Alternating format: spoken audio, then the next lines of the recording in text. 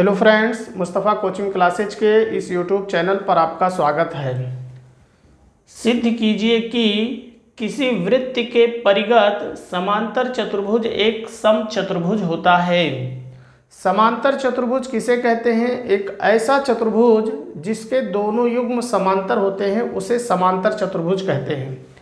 हमें सिद्ध करना है कि ये जो समांतर चतुर्भुज ए बी सी डी है ये एक समचतुर्भुज है। समचतुर्भुज किसे कहते हैं? एक ऐसा चतुर्भुज जिसकी चारों भुजाएं बराबर होती हैं। फिगर हमने पहले से बना के रखा है।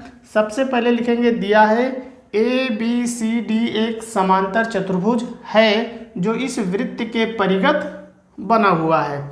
हमें सिद्ध करना है कि ए बी सी डी एक समचतुर्भुज है। उत्पत्ति, तो चूंकि सवाल में कहा गया है ए बी सी डी एक समांतर चतुर्भुज है, ये सवाल के अंदर दिया है।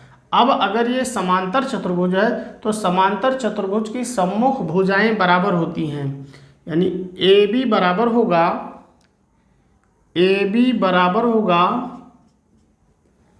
ए बी भुजा बराबर होगा डी सी के,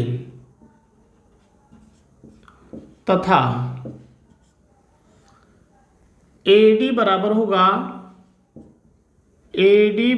होगा बी सी के, क्योंकि समांतर चतुर्भुज की सम्मुख भुजाएं सदैव बराबर होती हैं।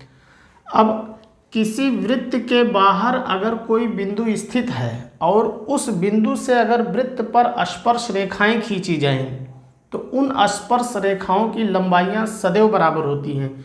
इस वृत्त के बाहर बिंदु बी स्थित है जो इस वृत्त पर स्पर्श रेखा खींची गई है। ऐसे ही बिंदु बी सी डी और ए है जो इस वृत्त पर स्पर्श रेखाएं खींची गई हैं। तो इस वृत्त के बाहर एक इस बिंदु स्थित है बी, तो इस पर स्पर्श रेखा बी क्यू और बी पी खींची गई है, तो इन दोनों की लंबाई सदैव बराबर होगी, यानी बी पी बराबर होगा बी क्यू बराबर होगा बी पी के, बी पी बराबर होगा बी क्यू बराबर होगा पी पी के। इसे मान लेंगे समीकरण नंबर 1। अब हमें बी क्यू में आगे चलकर क्यू सी को प्लस करना है तो बन जाएगा बी सी, यानी B Q plus Q C. तो हम क्या करेंगे, बी क्यू जिस तरफ बी क्यू लिखा हुआ है उसी तरफ हम क्यू सी भी लिखेंगे ताकि जोड़ेंगे तो बी सी बन जाए। तो क्यू सी बराबर होगा, इसी प्रकार क्यू सी बराबर होगा सी आर के, समीकरण नंबर 2। इसी प्रकार डी आर बराबर डी एस होगा, तो हम क्या करेंगे, डी आर जो होगा हमारा वो हम इस तरफ रखेंगे, क्योंकि डी आर में जब सी आर प्लस होगा तो बन जाएगा डी सी के। तो हम क्या करेंगे, डी आर को इस तरफ रखेंगे, तो ये हो जाएगा डी आर। इसलिए इस तरफ रखेंगे क्योंकि डी आर और सी आर जब प्लस होगा तो बन जाएगा डी सी के। तो डी आर, इसी प्रकार डी आर बराबर डी एस के, तो ये हो जाएगा डी एस के, और ये हो जाएगा समीकरण नंबर 3।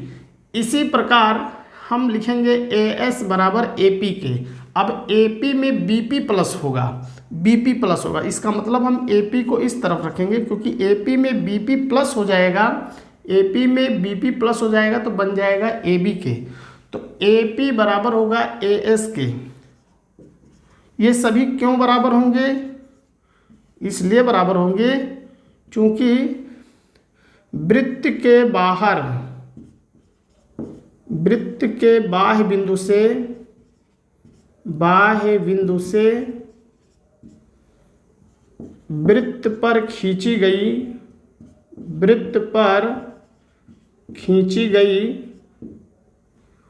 स्पर्श रेखाएं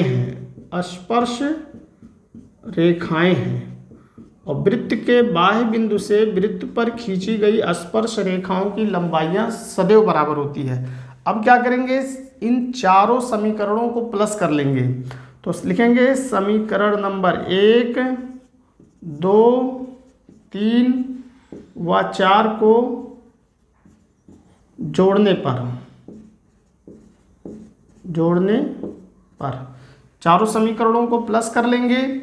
तो यह है बी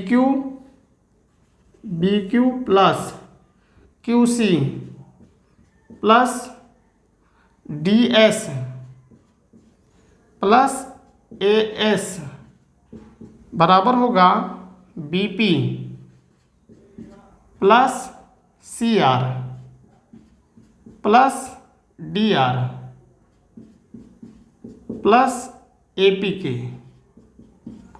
अब बी क्यू में क्यू सी प्लस हो जाएगा, बी क्यू और क्यू सी प्लस कर देंगे तो B Q plus Q C एक तरफ लिख लेंगे इसको हम। ये हो जाएगा B Q plus Q C एक ब्रैकेट में हो जाएगा plus D S plus A S जो आगे चलकर ए डी बन जाएगा, यानी हो जाएगा D S plus A S बराबर बीपी में सी आर। तो बीपी इधर है और सी आर इधर है, तो बीपी में क्या प्लस करेंगे, बीपी में एपी प्लस कर देंगे। तो बीपी प्लस एपी आपका यहाँ पर है, तो ये हो जाएगा एपी प्लस ये C R plus D R एक तरफ हो जाएगा, ये C R plus D R. अब बी क्यू में क्यू सी प्लस करेंगे, तो बन जाएगा बी सी के। तो ये बन जाएगा B C plus D S plus A S बन जाएगा ए डी के। तो ये हो जाएगा ए डी बराबर B P plus A P बन जाएगा ए बी के। ये हो जाएगा A B plus C R plus D R बन जाएगा डी सी के। तो ये हो जाएगा डी सी के। अब हम आगे इसको लिखेंगे, जैसे यहाँ पे लिखा है बी सी, तो बी सी में अगर बी यहाँ पर है बी सी, तो ये बी सी हो जाएगा और प्लस ए डी किसके बराबर है, ए डी बराबर है बी सी के। तो लिख देंगे बी सी के बराबर ए बी रहने देते हैं प्लस डी सी किसके बराबर है, ए बी के। तो ये हो जाएगा ए बी के। अब बी सी जो होगा ए बी के बराबर हो जाएगा, बी सी में बी सी जोड़ेंगे तो 2 बी सी बन जाएगा। तो ये आपका बन जाएगा 2 बी सी के बराबर हो जाएगा, ए बी में ए बी जोड़ेंगे तो 2 ए बी हो जाएगा। अब 2 से 2 कट जाएगा, यानी बी सी बराबर हो जाएगा ए बी के। यानी ये जो बी सी भुजा है वो इस ए बी भुजा के बराबर हो गया।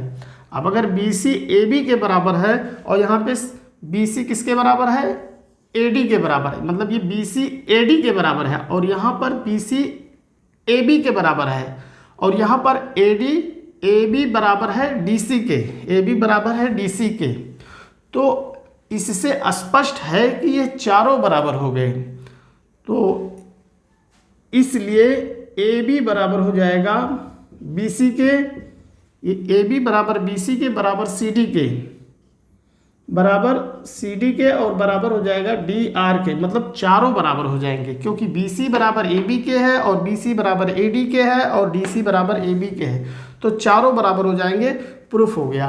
यानी ये जो समांतर चतुर्भुज ए बी सी डी था, इस समांतर चतुर्भुज ए बी सी डी की चारों भुजाएं बराबर हैं। अतः ए बी सी डी एक समचतुर्भुज है, यही हमें प्रूफ करना था। स्टूडेंट्स, वीडियो कैसा लगा? वीडियो अच्छा लगा हो तो प्लीज़ वीडियो को लाइक और सब्सक्राइब कीजिए।